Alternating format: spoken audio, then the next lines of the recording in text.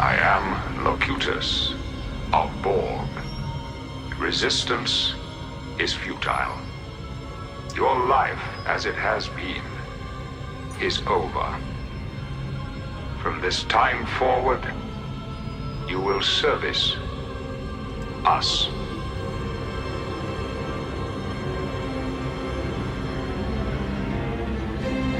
Mr. Worf, fire.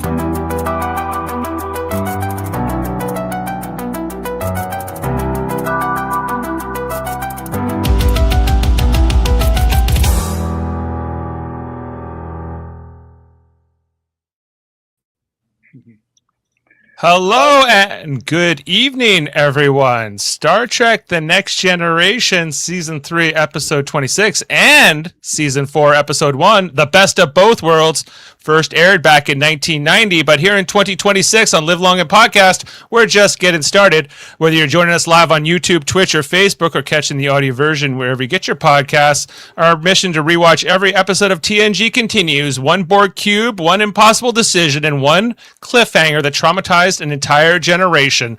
And now this is your captain speaking. I am your host, Dave of Borg, and resistance is futile. But we have a great panel here to break it all down, a supersized panel, if you will. Coming in first, my father, and a lifelong fan of the original series. He's never been the biggest supporter of the newer Trek, but if there's one TNG story he'll go to bat for, it's this one. The Borg, the stakes, the drama, the best of both worlds is Ted approved. It's Ted Mater. It's awesome.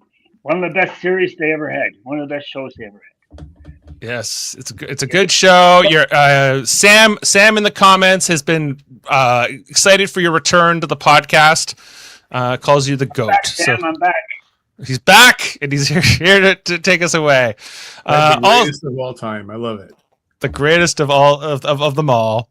Of course, with us once again, stylish, sharp, and tuned into the emotional core. She's watching every moment of fear, resolve, and heartbreak as the Enterprise faces the Borg. When compassion collides with assimilation, she is the goddess of empathy. It is Heather Narduzzi. Hello, I am often the goddess of empathy, but tonight I am the Borg expert, Commander Shelby, the sexy, competent, badass Commander Shelby. Yeah, don't tell Riker that. Well, maybe he doesn't want to hear it.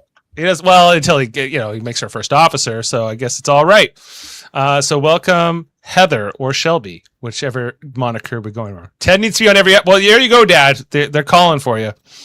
Of course, where he's tracking the power dynamics. Riker versus Shelby, Starfleet versus the Borg, Picard versus the machine that stole his humanity. And when this episode asks what it means to lead under impossible pressure, he's locked in. It's Adam Woodward. Hey guys, Heather, I always had a thing for Shelby, so thanks for this tonight. Yeah. Yes, Elizabeth Dennehy, daughter of Brian Dennehy, as we were just discussing at the top of the show. Yeah. And of course, some people don't always go with what he says, but others do. Our technologist and cynic-in-chief. This week, he's questioning the Borg's tech, the Enterprise's defenses, and whether Starfleet should have seen this coming a long time before Locutus stepped onto that view screen. Jody Simpson, everyone. Hello, Dave. How are you? Well. Ted is back. Yes, it's an original series reunion here. It is. I'm feeling it. Yes. A couple of years after it all. And so excited to break this all. 5 years. 5 years. 5 years. 5 years. Actually, it'll be 6 years in the summer. So Yes, absolutely. So we are talking the best of both worlds tonight, everyone. Of course, the cliffhanger for season 3 that led into season 4. People had to wait from June 18th, 1990, all the way till September 24th, 1990, to find out what happened in part 2. Can you believe it? What a wait! Now it's like a season ends, and it's like 5 years later you'll get like the second season that will pick up on that. And then, like, assuming that they won't pick, but like this was, big TV moment back in 1990. I think I remember watching it when like that cliffhanger aired, Dad. Like, I don't know if you remember watching it. Like, it was the second coming of the Dallas of Who Shot JR. It was the second, yeah. And I didn't live through. Well, I guess I was alive through the Who Shot JR, but I was a baby or very young at that time. So that cultural moment passed me by, but. What about Who Shot Mr. Burns, Dave? Do you remember that? No, that one I definitely knew. Yeah, that one I was definitely big on. Sucked.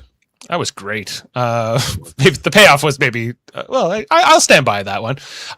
Anyway, we are talking about the 74th and 75th episodes of Next Generation, both written by Michael Piller, both directed by Cliff Bole. The Borg return with a terrifying mission to conquer Earth. Captain Picard is captured, assimilated, he becomes Locutus of Borg, and then the Federation then gets on the brink of collapse after Wolf 359. The fleet gets decimated here. There's this heroic things. Riker gets promoted to captain. He works with this guest star, Shelby, as played by Elizabeth Dennehy, this up and coming officer that becomes his new first officer. Just to leave by the end of the two-parter. There's a lot going on. They came back though. What's that?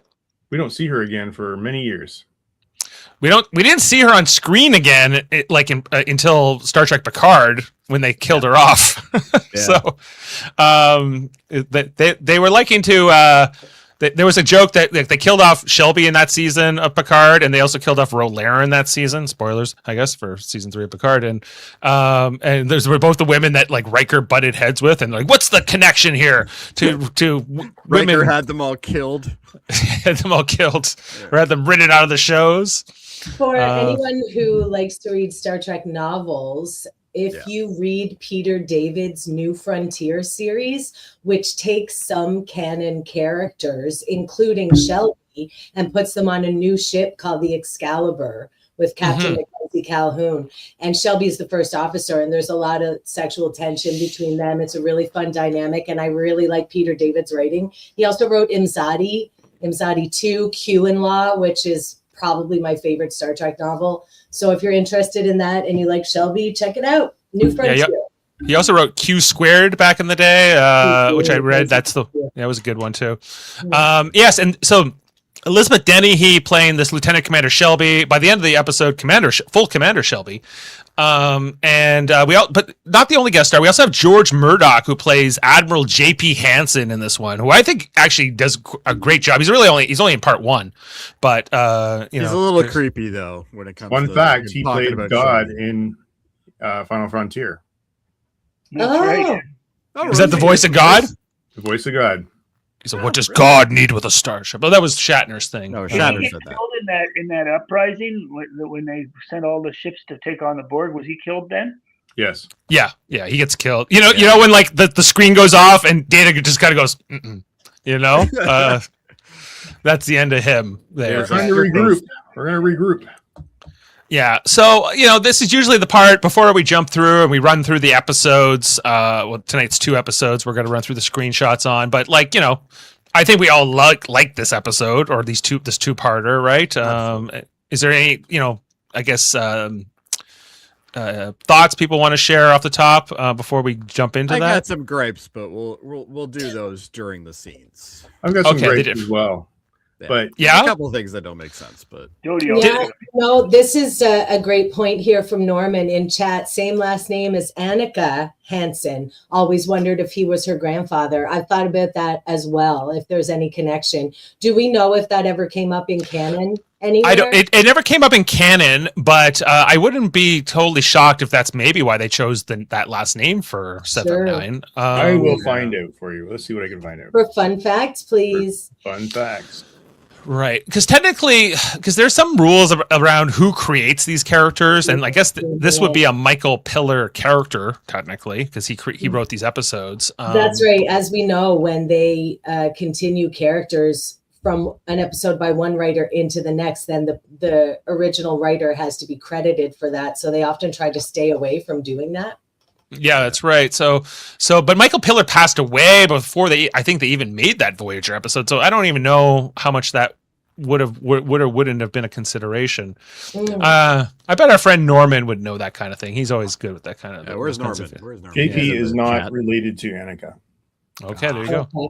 It's a different spelling, maybe, right? Or is it the same? Same. I think it's the same. It is the same. But there's Sam says, do you think this episode would have the same effect as it did back then? Because now we get leaks more and there's more time between seasons. I don't think necessarily that it would have, because it was such a cultural phenomenon at the time, and we didn't have as much to choose from then as we do now. You know, there's like 3 channels and you watch what's on TV. Yeah, and they really cared about like what a finale was and what a premiere was back in those days. Unlike today, where we just are just disappointed with everything that is released. I think he's touching on For All Mankind there. Some shows. For All Mankind season opener was terrible. Yes, it was. But that's a different podcast, everyone. And we're talking about this one. I like this was the beginning also of Star Trek in that era doing cliffhangers at the end of seasons, because like they did the original pilot for this show, Encounter at Farpoint, is a 2-part episode, and there wasn't another 2-part until this point, the end of season 3, and then this will become a formula that they'll do over and over again. Like there will be a cliffhanger at the end of season 4 here, and you know, in season 5, I think it's so. At the end of I think at the end of this season, it's like the Klingon Civil War when Worf leaves, and then there's the season where Data joins up with Lore and they're teamed up with the Borg and all that. That's like another cliffhanger, and of course Voyager had a whole bunch of its own cliffhangers, and Deep Space for that matter. So. And I guess Enterprise as well. So like that was just like what they would, and they kind of introduced it here. I think Michael Piller in particular punched his card, on this with this 2-parter as the writer of this 2-parter. He goes on to become a co-creator of Deep Space Nine after this, and or a couple of years after this, right? And so like a lot was established in this 3rd season, and this was almost like the pinnacle of success, where the show really, gets past those early years they were struggling with more. Especially the first 2 seasons, and then, there was like that kind of like boom. And there's all this other drama going on behind the scenes. You got Patrick Stewart, not sure if he wants to continue with the show. And that's part of the reason why he was written this way for the season. Yeah. Like they were like, well, maybe we'll kill you off. Maybe you're going to be a Borg forever. And we'll just promote Jonathan Frakes to the lead of the show. Right. And that nearly did happen here. So I don't know. It would have been a different timeline in that scenario. Yeah, I think in an interview I heard that what's his name? Patrick Stewart. He ended up having like last minute discussions before they had to like finalize the script and start shooting. So going into season 4, right? Yeah. Apparently it was like very last minute. Sorry?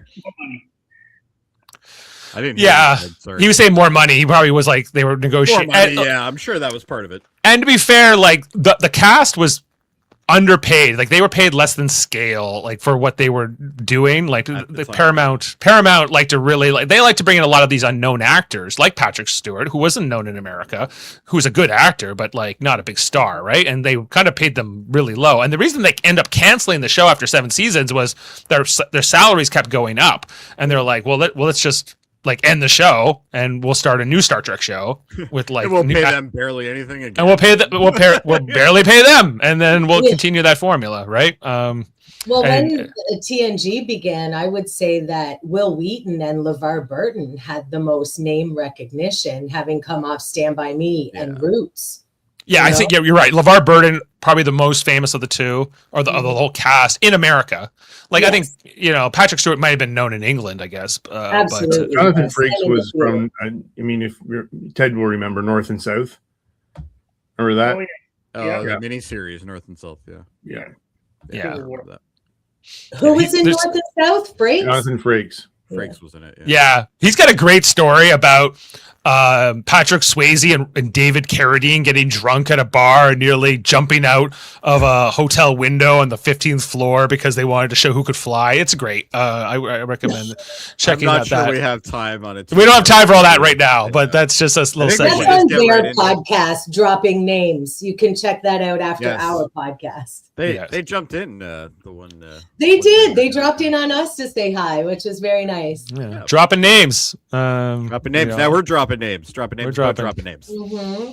Yes, along with like Elizabeth Dennehy and George Murdoch and Whoopi Goldberg. I also want to call out. Goldberg. Yeah, she's great in this episode. She's got only two scenes in this. Yeah. One in the first part, one in the second part. They are killer. They're maybe my two favorite scenes in the whole thing. Yeah. Mhm. You know, so Anyway, great stuff. Let's get moving on. Anyway, let's get into it. We got the slides. We got the screenshots, and we're going to run through. So we start off here, Captain's log. We have been called by distress call to this distant colony. We haven't heard anything, and they said that all subspace communication's been cut off. Right, as Riker leads an away team consisting of Data, Worf, and Geordi, beam down to the surface. They asked to confirm the coordinates because they're like, aren't we supposed to be in the center of like the settlement, like center of the colony? And he goes, yep, you are in the middle of town. And they then pull their phasers, realize I'm sure they could have detected all this from orbit, but anyway, they see it with their own eyes here and find out that not only is it's all been destroyed, like the entire planet has turned into a really good water painting. Yeah, it's been turned into a really good matte painting. Matte painting, yeah. Yeah, and they've scooped them Pretty out, cool, and though. we pan away, and we just see, like it's all been scooped. I don't think they even say Borg. Like we don't even know it's the No, Borg you have yet. no idea what this is yet. You just know a Federation colony has been destroyed, and that is our teaser for this two-parter, right? It's probably one of the fastest teasers of all of the show. Yeah. It really is. It's very short and very impactful. It's like a minute. It's a minute long or something like that. Yeah. And what I like, what they also do really well, they're like, Next Generation has like this musical sort of style, and they have like kind of standard score. But this two-parter, like the music is a little different. Those metal bastards, yes. And so they do a lot with setting the mood with just like the ominous, like sort of like instrumentals. Then we find out after the credits, based on Picard's voiceover, that it is the Borg, and that Admiral J.P. Hansen has arrived here to talk to deal with the situation.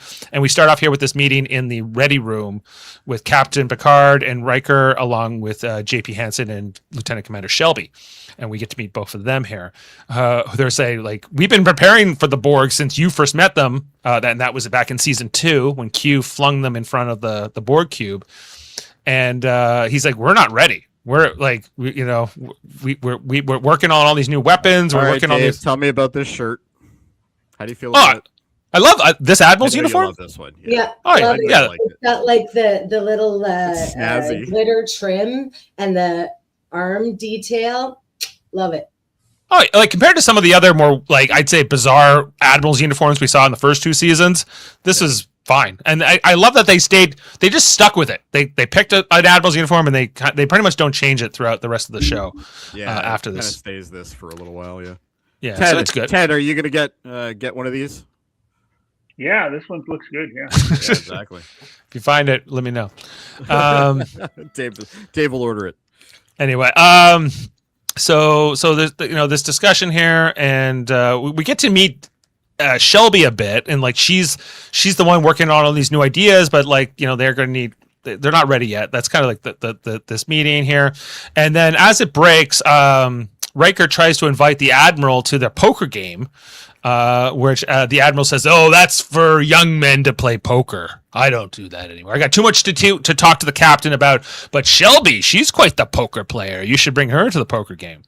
And Riker, there's such. I was watching this today, and I was like, Riker has such negative body language with Shelby, almost from the beginning, right before they even have reason to have conflict. I think somebody went to him and said, "We need you to act like you're repulsed by her." Like that's literally what he does. Is that what the director did, you think? Yeah, I think so. Because it's like literally he backs up every time he's talking to her, and I don't know why, but that is one of the gripes I had in this episode.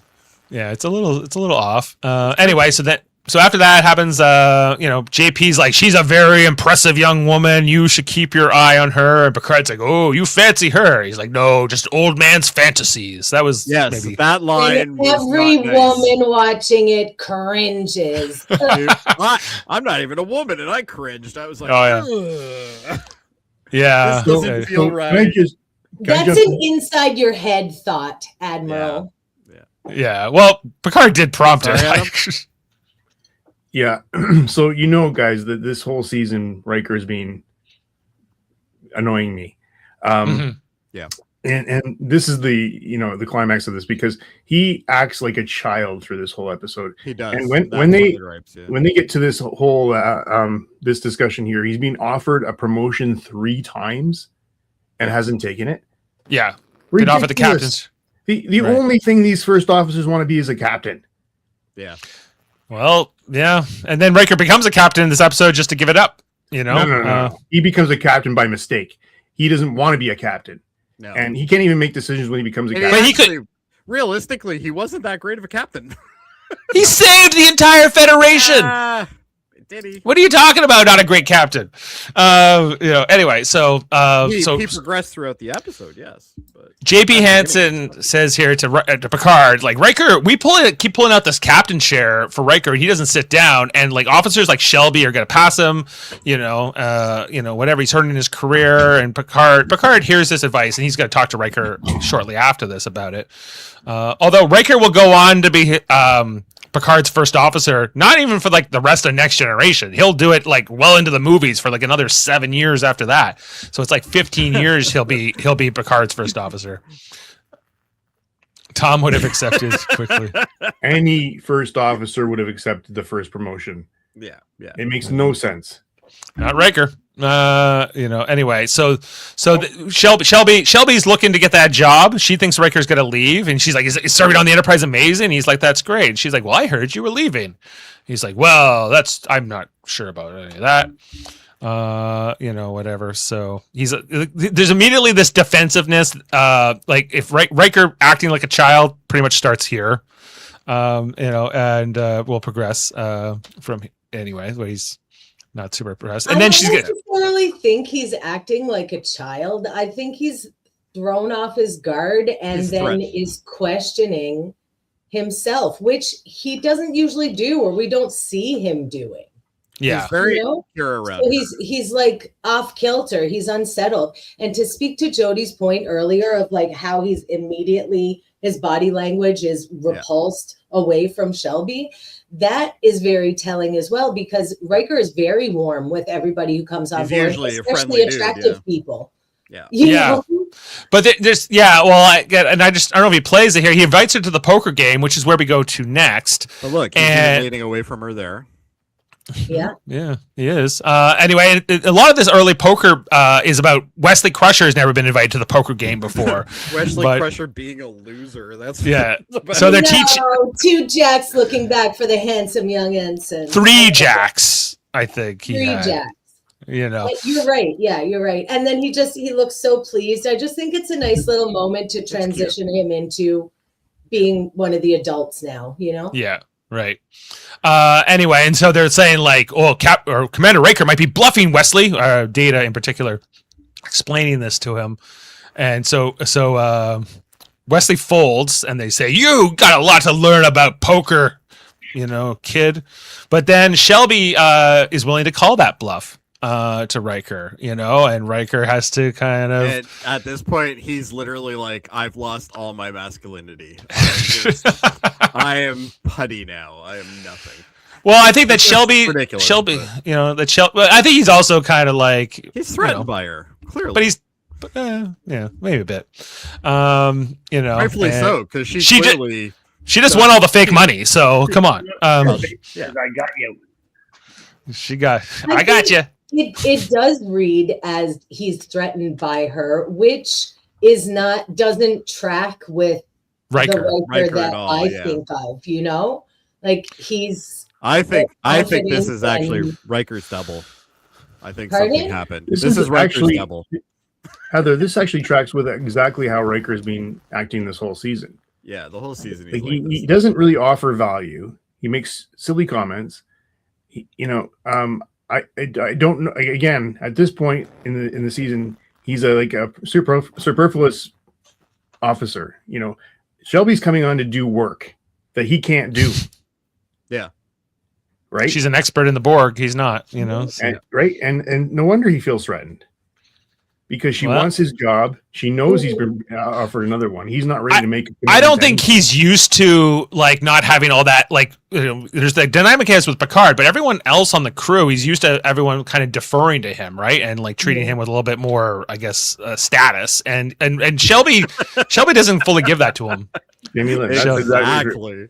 Exactly. This, Right. I used to be a big Riker fan until really this rewatch. As we've been watching. Well, okay. So the next scene here is in the transporter room, and so it was Geordi and Riker were planning to meet Data and Shelby for the survey on the planet, and O'Brien tells Riker and Geordi that she's already beamed down an hour ago, and that Riker does not like that, and I think that Riker has some. No, he doesn't. He's in. There's a chain of command, Adam. What change? Yes, I guess she reports to him in this whole thing. Yes. So listen, you're going to complain that somebody got up earlier than you and yes to work. Yes, sir. Yes, I am, and he is right to. I like her. She should be promoted immediately. Well, there you go. She's clearly the better officer. No question. Here. But it's a change, this is changing her orders, and when Data gets confused by the whatever she says, and Geordi's like, yeah, she erred. I agree with Geordi here. He is a commander. She is a lieutenant commander. If they went down there and got ambushed by something, that they didn't know was there. Well, that's her counter argument. Who cares, right? With two more bodies, doesn't matter. But Yeah, no, I know what it's saying. That's why they shouldn't go alone. She's and I guess this whole idea that she's a bit more ambitious, she's a bit more of a risk taker, and he's playing it safe is kind of the theme of these two throughout the two. Which is not how he sees himself and not how he was when he first came onto the Enterprise. So that's the internal struggle of, am I seasoned? Am I safe? Is this who I am or who I want to be? I think a lot of people remember the Best of Both Worlds as all being about Picard becoming Locutus, and it is. But really, this is a really Riker. What the story's about. It's a Riker-driven story, and how he's maturing, I guess, and what he wants in life. But anyway, after Riker and Shelby have their little moment here, she says, "Yeah, we found the footprint. It is the Borg, and we know what we're dealing." So, dun dun dun, which transitions us over to the next scene with Riker and Picard talking in the ready room. Picard asks Riker about Shelby, and Riker says, "I think she needs supervision." He's like, oh, just like how you used to need supervision. He still needs supervision. Yeah, well, there you go.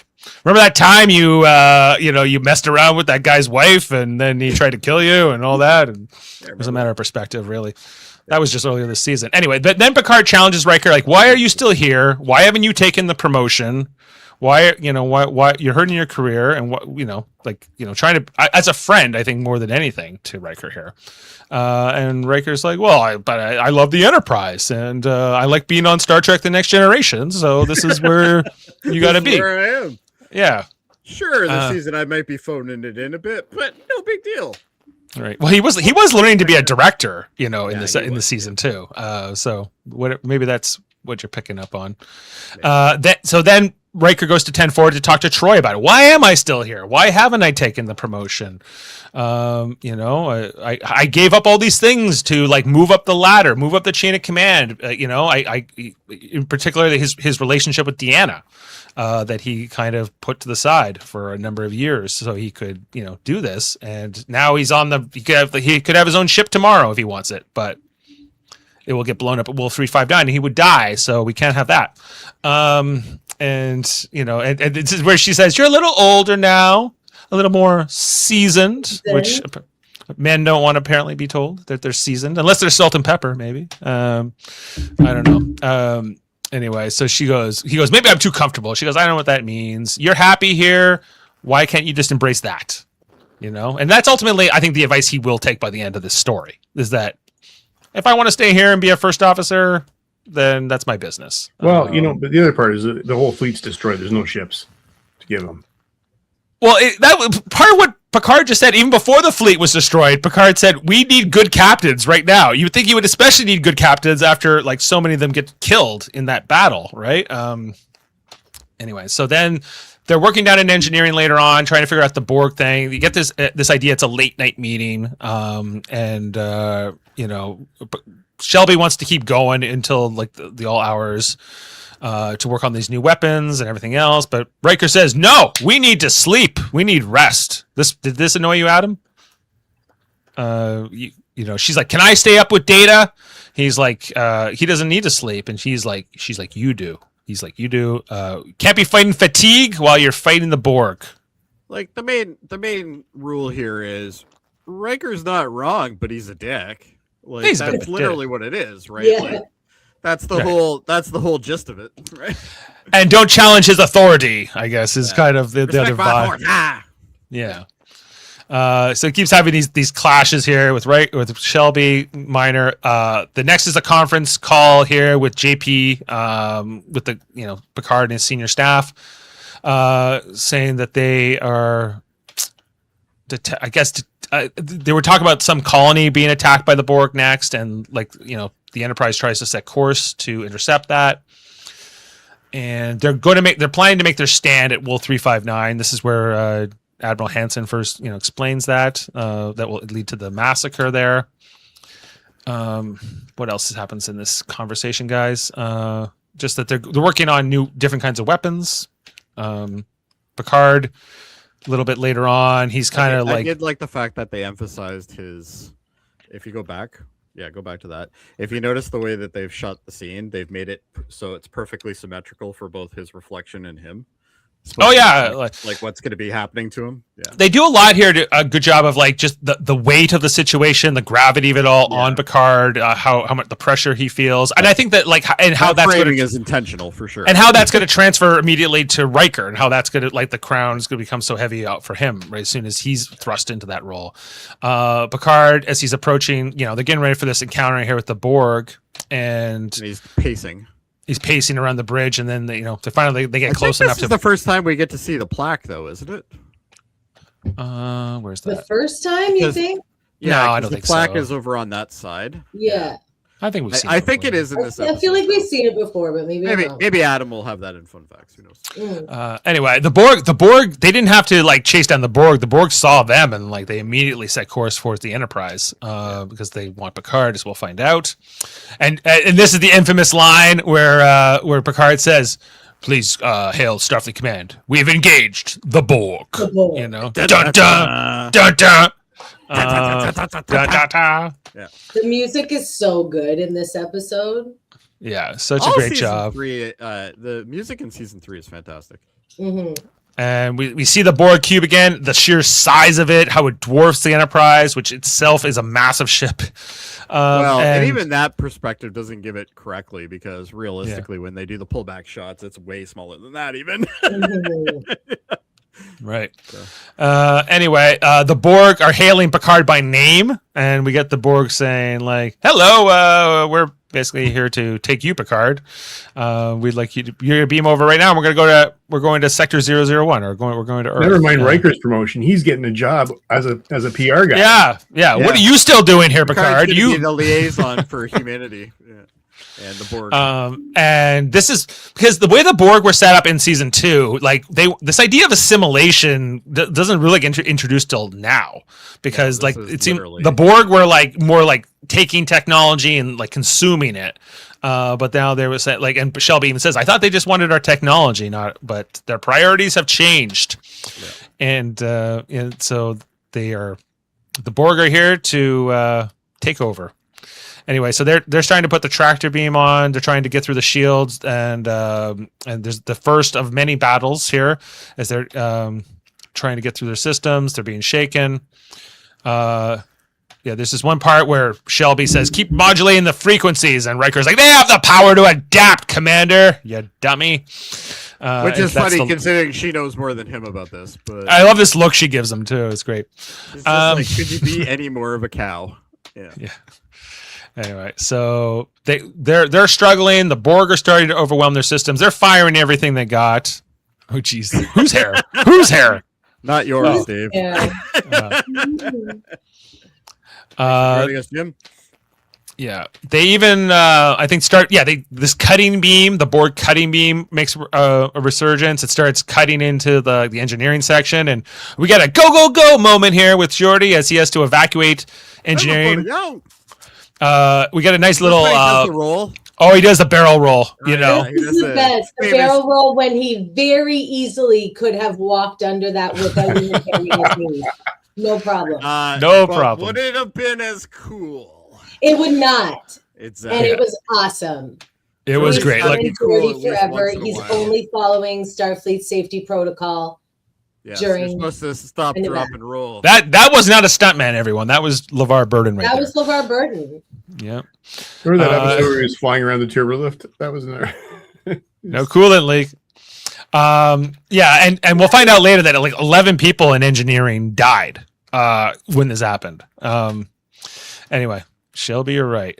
So then Shelby, like Adam said, he would hire Shelby. Shelby gets right up there, like without prompting. She gets data to rotate the phaser frequencies, and this gives them the first chance of fighting back against the Borg. You know, the Enterprise starts firing here with these modulated frequencies. I love how they show the phaser being like all these different colors too, to kind of demonstrate that was in the original release. I think it was not. Like that was added later. That was the CG rework. Yeah.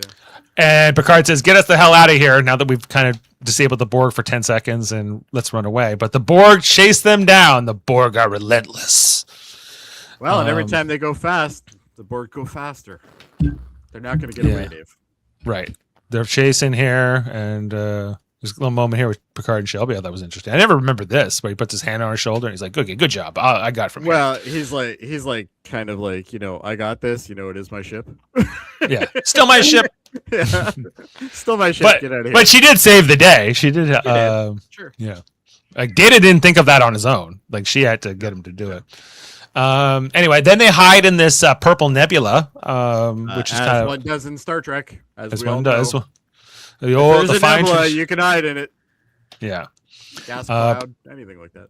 Yeah. So Picard takes the Enterprise in where the Borg cannot follow. I guess they can, but they won't find them, and so they have kind of this reprieve here. Well, and they're not leaving, which Picard says, "Good. Well, if they're looking for us, then they're not going to be hurting other people." As the Enterprise continues this hiding period, they analyze like the battle from earlier when they were rotating the shield frequencies and what they can learn from that in the moment and how they might be able to use that to fight the Borg. And they come up with this plan of like turning the main deflector into like this weapon that can destroy the Borg ship if it has like these modulating frequencies that, you know, I guess it seems like, is it Wesley's plan that comes up with this in particular? Good job for the young ensign. But initially the plan would destroy half the Enterprise, so they have to figure out how to do it without blowing themselves up in the process. That seems like a detail that needs to be addressed. Yeah. Then we get this moment here with Riker and Shelby, where Shelby proposes this plan of like, why don't we separate the saucer section the next time we encounter the Borg? Just, you know, and Riker doesn't like it because he wants the power from the impulse engines, and she wants to take this.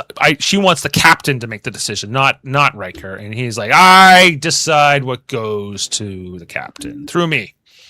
We'll never know what he would have done because Shelby goes there directly, right after this conversation. The saucer section has the impulse engines, but it doesn't have the warp. And then the lower section has both. That's right.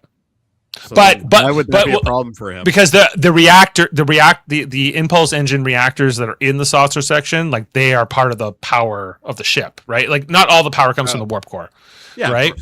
So he's saying like we might need the power from those engines. All right, that makes sense. And, you know, like there's this moment here with Geordi and Riker where he's like, you know, she's a bit of a spitfire, but I think she can help us here. And Riker is like, yeah, I can handle Shelby. Don't worry. You know, I'll figure her out. But we'll see. As we head over to the ready room, and who's talking to Captain Picard? It is Lieutenant Commander Shelby, which Riker is not too impressed by. Like, look at his body posture as he walked in. It's like Love it. he's literally thoroughly annoyed by it all. And Picard's like, yeah, I agree with you, number one, but like, this is like a fallback plan. Like, you know, if we need to separate the saucer section, it's not we can do it. You know, and we like to talk about how they almost never separate the saucer in this show. But this is the moment they're thinking about. And when they do, they use the exact same animation they've already shot. That's right. Well, they already got it. That's always the same one.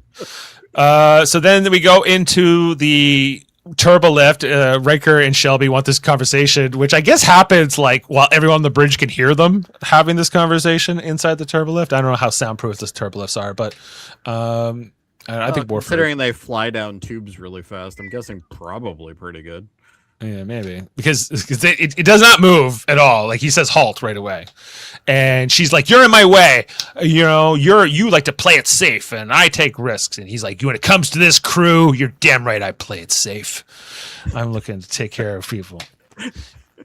Reminds me of I love this cowboy scene. movies. I love this scene so much. The tension between both of them, and she plays it so well too. she does, as does he. When she says, "May I speak frankly?" and he says, "Please."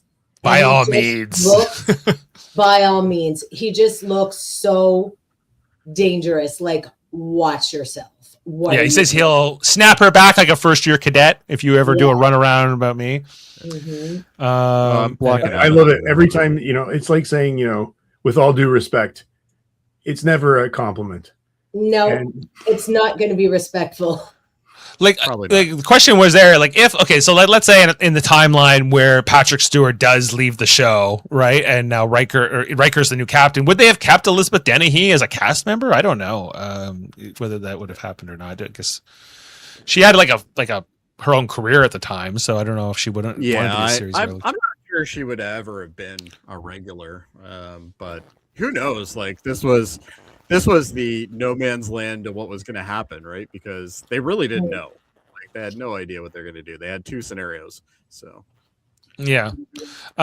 Anyway, so then she's like, if you're not going to make room for the officers, you know, who want to take risks, then maybe you should get out of the way or whatever she says. Like anyway, Riker's now maybe I am too seasoned. Maybe Deanna's right about me. Anyway, the Borg are still waiting out there. Picard does his little tour of the ship, the tour before the battle, as he's kind of moving along, as they're all getting ready to fixing the ship up, and he's looking around and got the gravity of this. You know, he goes to 10 forward. The tour, like the naval tradition of touring a ship before a battle, a hopeless battle, as Guinan points out to him. And we get our first Guinan scene. I get the impression this is like the middle of the night with Picard and Guinan. Yeah, he's walking around late, I think. Love this scene where, you know, they're just talking at the bar and he was like, you know what, like I think we might make it, you know, I think we could. And you know, but you know, like what's this? He talks about like, is this the end of our civilization? Could this be the end of the world? Right? Like did the Visigoths or did the Roman Empire understand it was falling when the Visigoths came over like the hills, right? Like, you know, is this just another chapter in history? Turn the page, find out. And Guinan, Whoopi Goldberg, this is great dialogue, and she delivers it beautifully, like saying like, when my people were attacked by the Borg, we got spread throughout the galaxy. We lost our planet, but we prevailed. We came back. As long as there's a handful of you to keep the spirit alive, you will come back. This entire scene is what they should show Kurtzman and say, this is what it should be. Do this. Write it this way. Well, this is some, and I think it's just because it's great written. It's well written. And two fantastic actors who kill it here. These two do really well in scenes together. He also he talks about being, you know, like Nelson at Trafalgar. on the Right. Victory. Yeah, he compares himself to Nelson at Trafalgar, and she goes, Nelson didn't come back from Trafalgar, but he's best, but the battle was won. And we're like, oh, so will the battle be won, but Picard has to sacrifice himself? Is that the story? You know, I'm like, you know, those 3 months where you had to wait, like how much speculation would there have been, right? Like this is clearly almost setting up like Picard is going to die, you know? And just then, as this conversation wraps up, the Borg start, you know, shaking the ship. They're doing like their depth charges or whatever, and it's time for, you know, Picard to go. And you know, this is I think this is it for Whoopi Goldberg in part 1. This is also kind of interesting. Like when she's talking about like many of the crew don't. Like, I mean, no, that's the next scene. Never mind. That's with Riker later. Yeah, that's right. I just want to quickly comment on, I love this monochromatic look with the different fabric textures. Like the hat is knit or crochet, and then this kind of like snakeskin velour, and then the padded shoulders. They always dress her so cool. I really like this outfit. And we don't see her in gold very often. It's usually like purples and blues and oranges and red. And I love this outfit. And I think it is in keeping with the somber tone of the episode. Mm-hmm. And she has a different outfit in part 2. She does.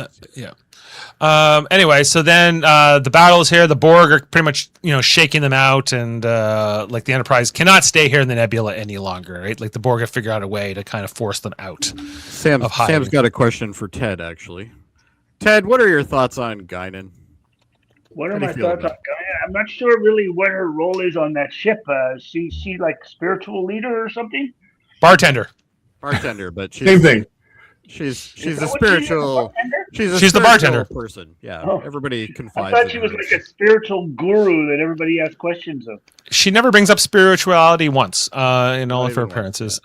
She's like the advisor to the captain in a way. Like, but she's really just the bartender. She runs the bar. She's like we don't know exactly how old she is. She's very old. She's like a very old. She's not a human. Right. So she's at least like 1,000 years old. Oh, I see. Low.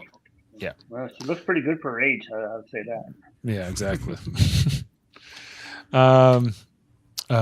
Anyway, so the Borg are chasing them out. They have to get out of here, and the Borg then start chasing them down, gaining on them constantly. The Borg beam their drones aboard, and they're coming on here. I feel like this green animation was added too in this new remastered version. I'm not sure if that was originally there, but it's hard to know. Can't remember. Dad, what do you think of the look of the Borg? These guys that are coming on the ship? Yeah. Well, they kind of those guys are kind of stupid. They kind of just come on and get shot. Like they don't even do anything. And you know, even when they went back over to the Borg, you know, like they're walking right around them and they're not even finding them there. Like these guys are a waste of time. Well, yeah, they're not. That's why they're drones. Yeah, the Borg are a little bit passive as far as antagonists goes. Yeah, because they don't deal unless they consider you a threat. They don't deal with you, but that's kind of their Achilles heel. That's how they defeat them in this episode, because the Borg kind of ignore you until they can't, and then it's too late for them. Is this Borg guy that we're watching right here? Is he a man that was turned into a Borg? Yes. Like Yes. He wasn't born a Borg. Ted, I leave the room for 1 second and I hear the Borg look kind of stupid from the Well, you know. I don't know about these Borg guys. They need to get their acting and they need to get their acting gear. You know, you wouldn't want to be turned into one, right? No. So It's just nice to be on a podcast with Ted where he doesn't call me the stupid or the dumb one. yeah, he's like, the Borg are the stupid ones now. You know. Yeah. not you Dead. anymore, Jody. Jody, you graduated. Oh, okay.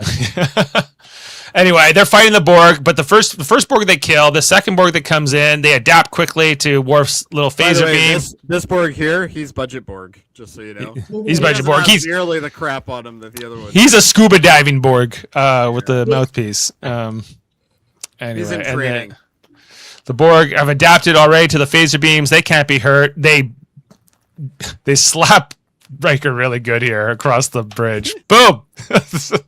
and he goes flying across. What would have been better is if Shelby was in the background and she just kind of giggles. That would have been funny. Yeah. Worf gets messed up pretty hard here too. The Dead Jody Alliance. There you go. Let's not go that far. No. Yeah. Yeah, Anyway, Worf He's gets still like dropped Scary across 7. the bridge here. Yeah, Worf gets it pretty rough. Then as Picard's kind of just watching this all play out, he's like, "This is not going very well." This other Lady Borg comes in behind him and gives him the. Sort of a green screen. How do you figure that's a Lady Borg? You don't think that's a man, is it? Yeah, I think it's a woman. I think it's a lady. I think it's a woman. Yeah. Yeah. Yeah. I Anyway. mean, I feel like gender Why are you is sexist irrelevant. about the Borg, Heather? What's going on? They can. Yeah. You don't want any women Borg. He had a very quick transport of Picard. He was. Yeah, they get him quick here, and he's gone. And then this other Borg just beams out, and the dead one just dissolves on the floor, so it leaves a nice stain on the carpet, which will be hard to get out. Anyway, and then, That's a serious issue. That's what they're concerned about, right? yeah, like look at that. I was down here looking at the floor. Yeah. Well, someone's gonna have to clean that. Anyway, Riker and Worf pick themselves off the floor, realize the captain is gone, and they've taken Worf's head of security here, guys. Just remember that. Oh yeah, well, and their hair's all messed up, and they've been and they're pursuing the course, and they got the captain. Riker even has like a little bit of a gash on his cheek here. I never noticed before. And to call Norman out there, Worf always gets knocked down. It's true. That's how they make us like more impressed with the bad guys and the He's invaders. such a terrible character in this series. Anyway, they're chasing. Now the Borg were chasing them. Now they're chasing the Borg as they've stolen Picard. Picard then is brought to talk to the Borg, pre-assimilation, where they're like, "Hey, Picard, we've decided you will be the voice of our move." So our here's my assimilation question: movement. why does the Borg care to even give him this opportunity? Like, Well, they explain that because he he leads the strongest ship of the Federation, therefore he speaks for their people. Is their logic? I get the logic. I just don't understand why they have to take him to talk to the air for a little while, and then get assimilated. Like, why don't they just they probably wouldn't need to have this conversation with him first, but this is like Goldfinger telling him his plan to the Bond. It's but since you're gonna die, here's the plan. But they're explaining to us what they're gonna do to him, and Picard, he can't be thrilled. I get it. It's for the audience. And so, as they're chasing the Borg down, they're getting the weapon ready back on the Enterprise, the deflector weapon. Riker's like, I don't want this responsibility. Let's go get Picard. I don't want to take over this ship. I don't want to do this. Shelby's like, I will. Riker wants to lead the away team to try to rescue Picard, and then Shelby objects to this, and he's like, I'm the boss of you, Shelby, remember? I just saw Beverly. Well, she's going to be on the away. She's part of the away mission. Beverly, it's a sighting now. Yeah, we haven't seen one so far. But it's Counselor Troy who has to tell Riker it would be inappropriate for you to lead the away team. I love her voice here. She's like total lecture mode. Oh yeah. She's talking. She's talking to him like he's 5. It's amazing. And he was like, "Fine." I even love Beverly in the background, just going, she's right." Such a child. Well, how many times has he given this speech to Captain Picard, right? True, he knows true. the difference of this. And usually Picard listens to him too, which is but once in a while he doesn't. Once in a while he does. It says, "Okay, fine, Shelby, you're leading the away team," and like when there's an Argo to be driven, right? Yeah, and Riker has to, he's in command now. He has to stay on the bridge. Is there time to give him another pip, eh? Like not yet. They will give him the other pip. Yeah, they do give him the other pip eventually. Anyway, they have these phasers. Worf, Data, Crusher, and Shelby decide that they're going to beam over. Make the shots count. And Riker says, "No unnecessary risks, Shelby. You got it." As they beam over to try to see if they can find Captain Picard. The Borg, like to my dad's point, the Borg do not attack you if you beam aboard their ship. They only mess with you. They're literally walking around them. They're not caring. Yeah, they don't care. They're like, well, yeah. They don't try to yet. You're not a threat. But then they figure out that they have these distribution node devices that they. And Dr. Crusher says, "What if we're like a mosquito and we bite them and we can get them to scratch and maybe drop out of warp?" Is the plan here. So did I need a doctor here to explain me how mosquitoes work? Yeah, because it's biology.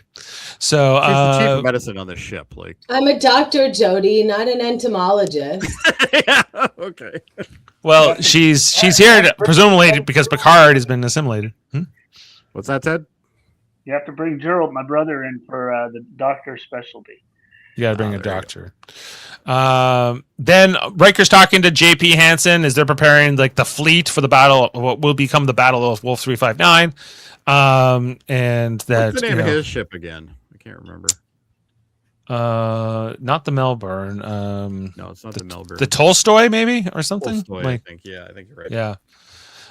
Anyway, like the Enterprise is going to try to get to the battle, but they're like, I think even at this point, JP's like saying like Picard might be lost, right? Well, he also said here he's going. We called them the Klingons. We also thought about calling the Romulans. The Romulans, yeah. Like we're getting ready.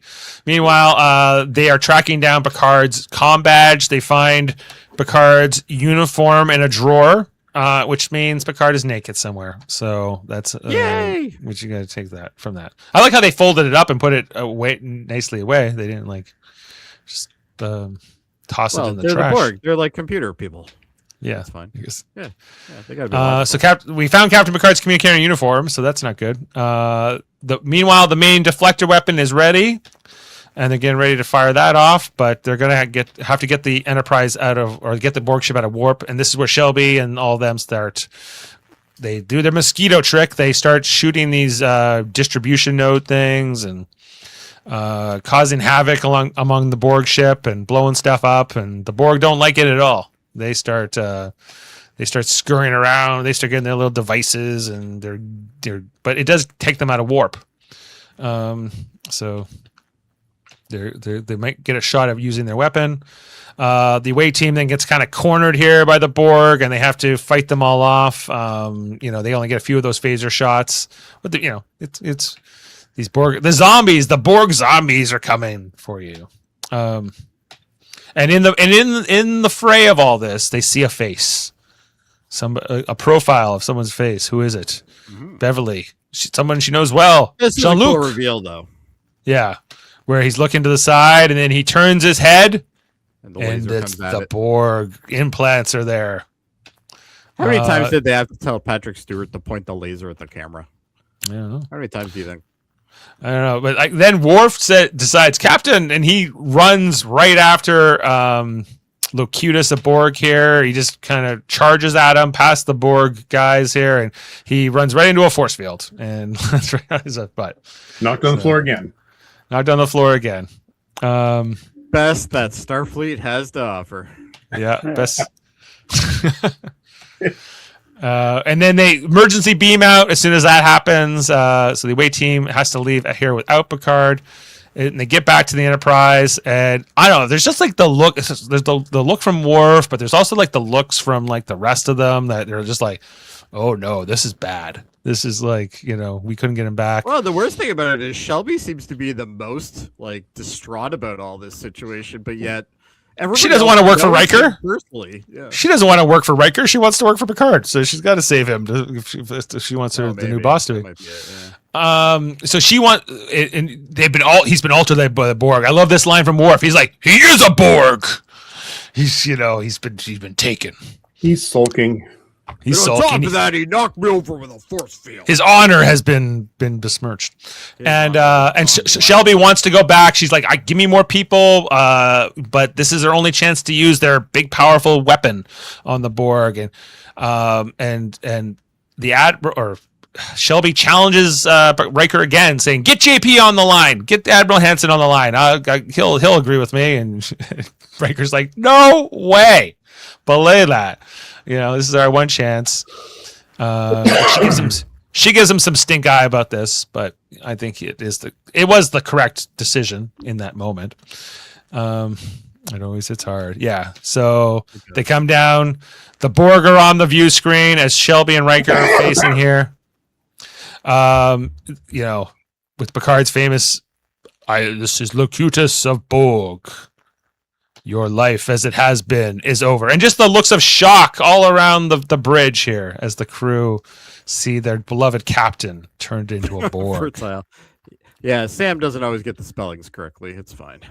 We knew what he meant. Resistance is fertile. That's right. Whatever you want to make of that. Anyway, your life as it has been is over, Locutus says, and just then, dun dun dun dun dun dun dun dun dun dun dun dun. We focus in here on Riker's face, and he goes, "Mr. Worf, fire!" Fire. Dun dun dun dun dun dun. Yeah. Oh, I love it. And we had to wait 3 months. Everybody, you hear that, kids? A lot of Which things can happen in 3 months. Which I guess by today's standards is pretty good. Anyway, so that is the finale. Now, did you have any speculation on what was going to happen, Adam? Like between those two episodes? There was a lot of conversation, but we didn't know that what was going on with Patrick Stewart. No, like right. Like today, they would know. Everybody would know everything, right? But back then, we didn't have any inkling to that. So we always thought he was coming back.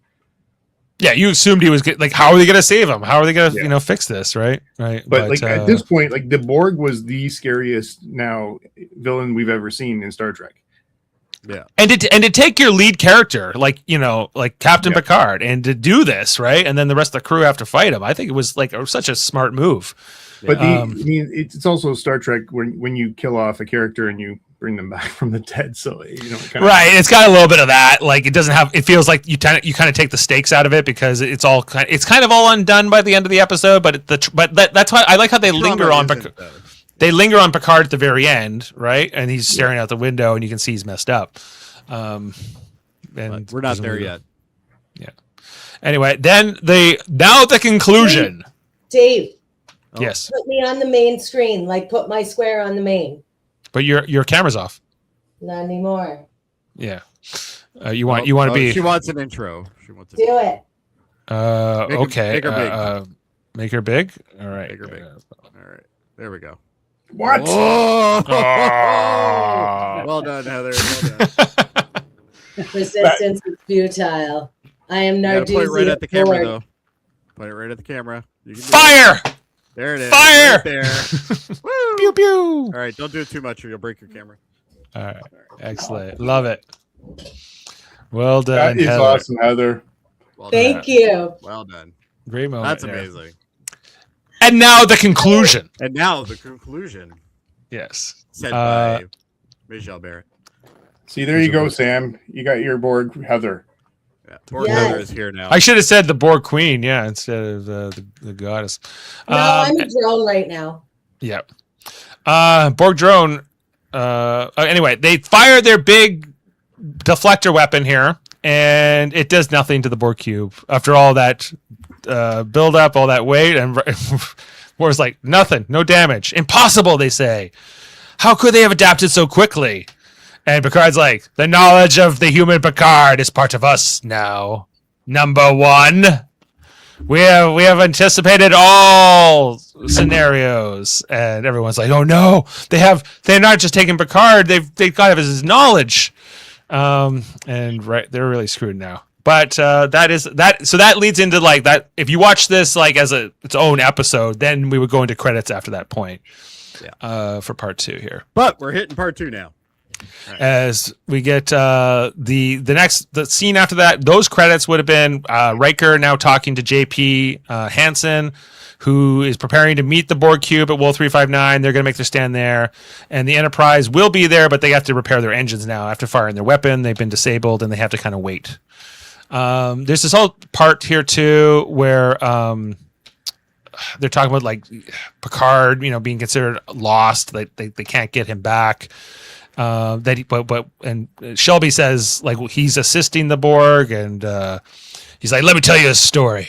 I once saw a freshman win the Academy Marathon, and there's no way he would help the Borg. So you better watch it there, Shelby. Yes, sir. But it feels like they're like Admiral's like getting Picard back is not like the number one. Stopping the Borg, as we'll find out in this part 2, they're kind of one and the same objective, but they don't know that yet. And a little sadness here from Beverly. She thinks Picard is lost forever. This might be the episode that I started crushing on Gates McFadden. Yeah, I can't confirm or deny that. Well, there you go. Started crushing on Gates? Like you weren't crushing on her before? I might have been, but anyway. Might have been now, may have been before this. It's hard to say.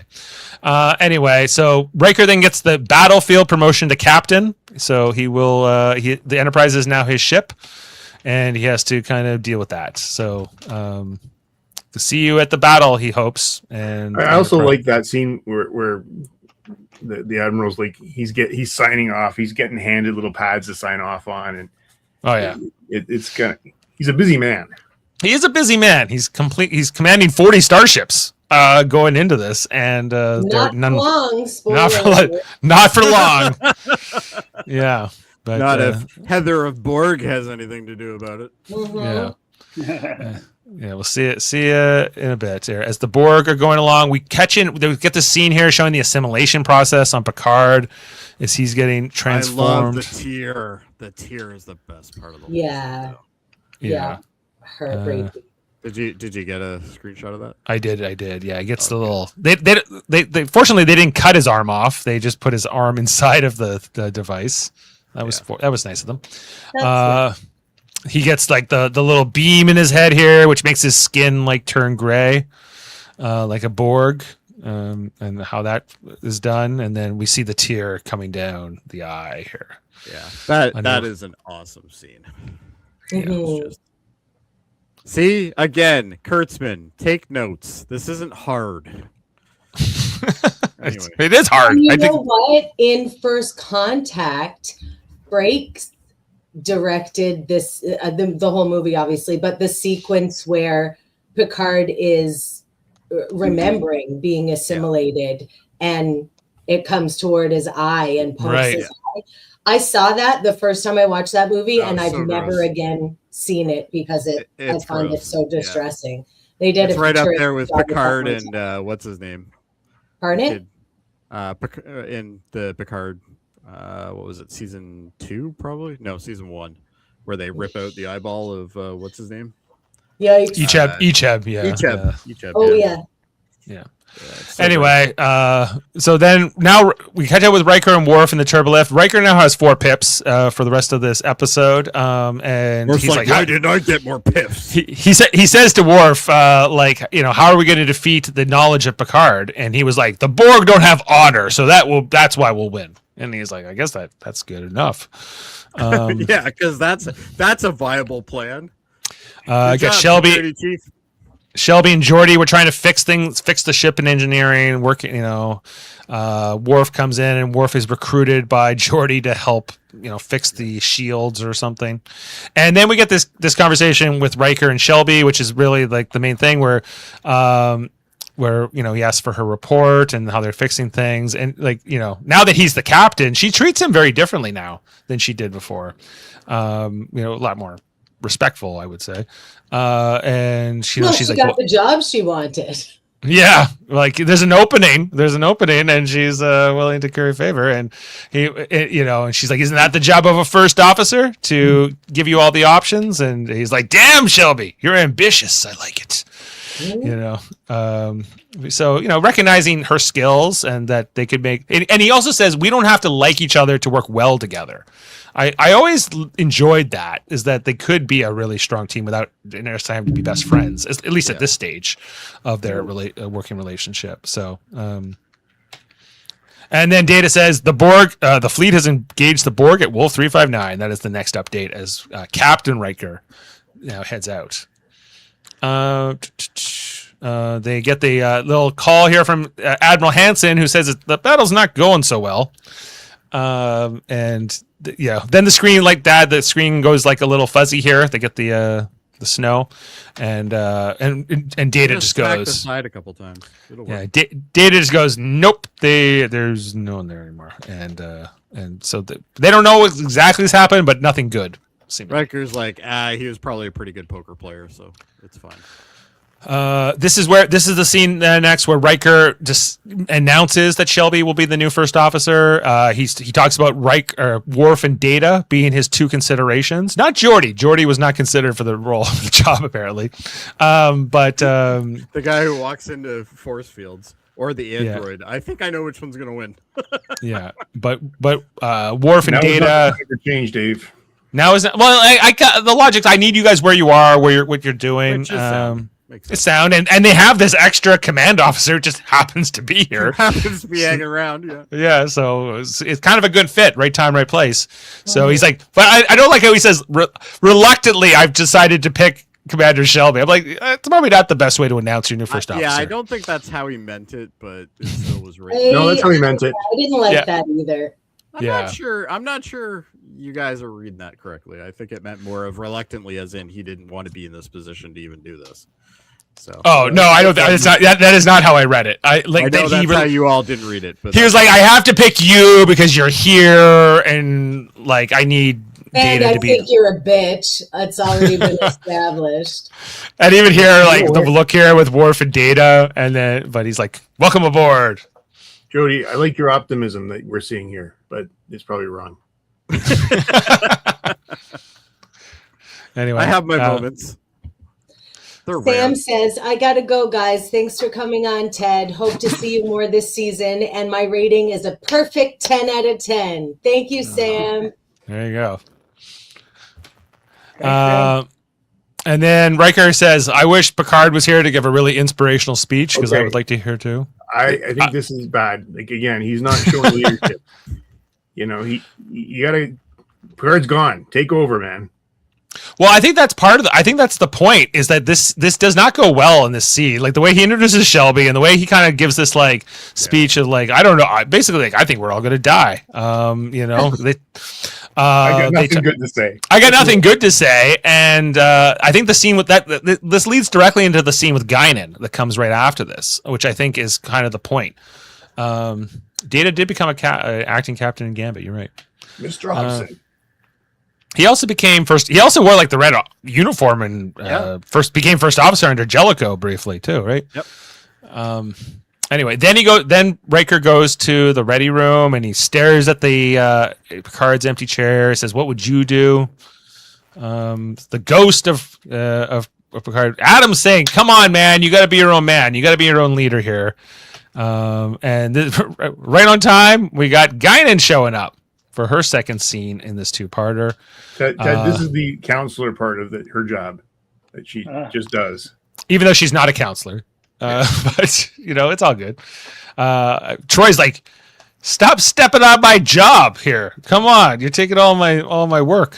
But I love this outfit, bitch. Look at it. It's like half like bias cut sequins. I love that. I like this collar that goes. It shouldn't work at all, but it does. It's fantastic. You know what? The same person that put that on Guinan designed a lot of Jake Sisko's outfits. I feel like it worked better on her than on Jake, but that might even. Well, I want to see who wore it better. Because they Sisko and Quark. They often struggled with like, what do civilians wear in the future? But with Guinan, they always nailed it. Anyway, and the scene here between Riker and Guinan, I think, is really good. She says, you need to let go of him, right? I've heard a lot of people talking down in 10 forward. They expect to be dead in the next day or so. They trust you.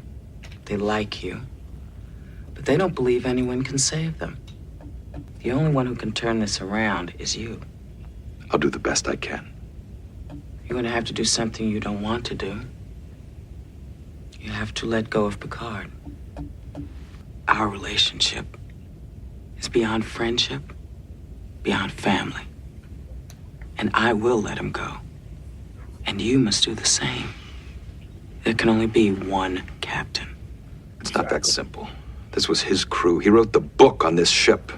If the Borg know everything he knows, It's time to throw that book away. Yeah, she says, "This is your chair now. This is your ship, and you need to figure it out and let go." Also, traditionally, me and the captain of the Enterprise are smashing. So report to my quarters when this is over. Do you think Picard and Guinan are got a thing going Sometimes. on the side? Okay, Yeah. well, it could be. Maybe. I never thought about that. Yeah. Well, they're more than friends. They're more than family. True. No way. Well, some skeptics. What do you think in the comments? Are Picard and Guinan smashing on the side? Colin Garrett can tell you who wore it better. This is a critical question on the podcast. Yeah. Anyway, so she, what I find interesting is that you need to let him go, and what does he do? He's like, my plan is to save him. I just actually go against what her advice in a sense.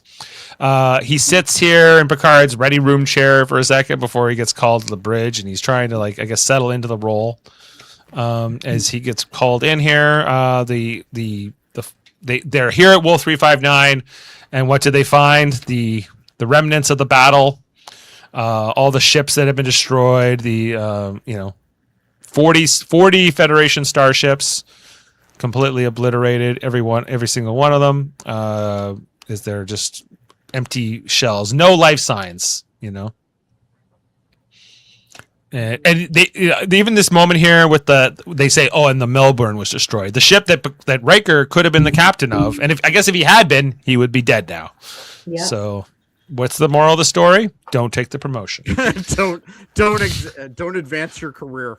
Yeah, don't stay where you are. Sometimes the grass is greener on the other side. Mediocre is better than dead. Yeah. Right. And this battle, this was a devastating moment for the Federation when a good chunk of the Starfleet, at least the fleet that protects Earth, was completely wiped out. Yeah.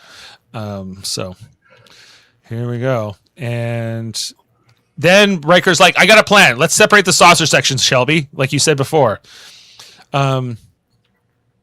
Also, it's interesting to me that Shelby gets the 3 pips at this point now that she's officially first officer, because he didn't have to promote her to full commander, but he does. Anyway, so then he's like, "I'm counting on it." He's got a special mission for Data and Worf. The plan is coming together as they're chasing down the Borg ship. You got Locutus here. He's from his perspective, how he's battling the Enterprise. Riker on the battle bridge. "I'm here to discuss terms. We want to discuss terms for assimilation." And Locutus is like, "No, you don't. This is like fake negotiations." He's like, "Come on. I thought you would trust me since Picard trusts me." And he's like, "Well, that's true. Picard does trust you. But this is all a ruse. You're going to have to, escort us where we'll start assimilating your entire planet. If you try to intervene, we will destroy you." And then he cuts the comms. He gets Worf and Data on their little mission here with their little armband transporter things that they're going to use for this mission. And he's keeping Locutus going here while he prepares for this battle. And basically the battle is while the drive section fires, the saucer section is going to create this distraction here for the Borg cube. Shelby in command of the saucer section, and it's a fun battle. I like how their heads-up display, like their heads-up battle display on the Borg ship, is actually a cube. Yeah, it's like the view screen is a cube that rotates. It's a cube that rotates. Yeah.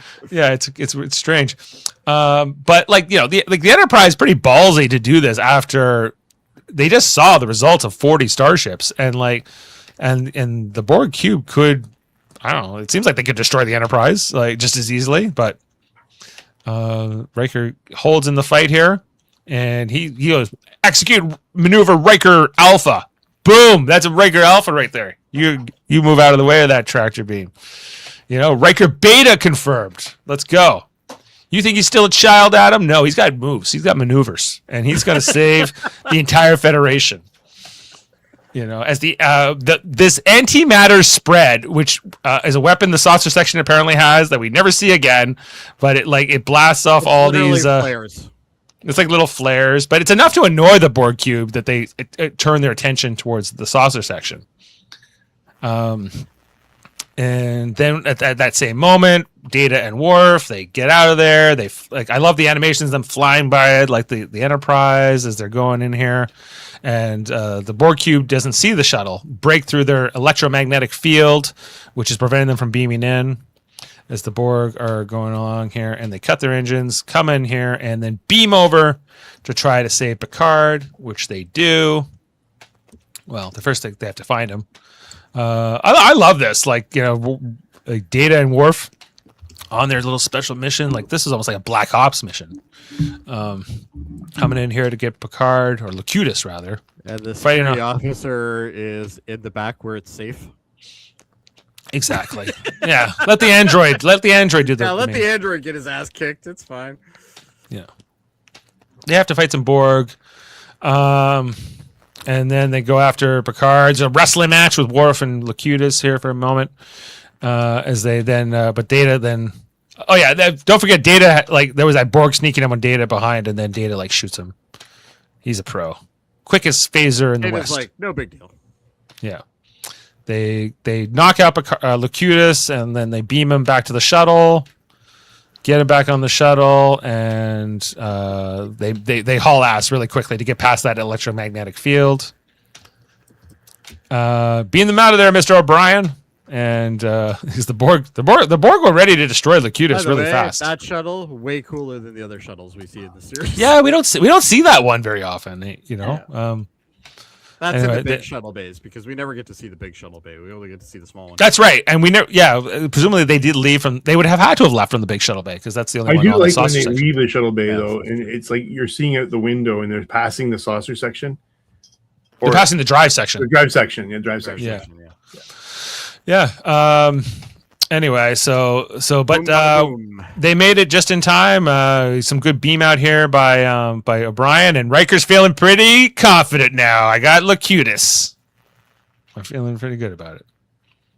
Yeah, that kid. But this has also left the saucer section a sitting duck momentarily. Sorry, Shelby. But before they can, the Borg don't try to get Locutus back at all. They just immediately take off to Earth and head that way. Then they get the scene here in sickbay where Riker gets Crusher to wake up Locutus. He's like, Beverly, Doctor Crusher.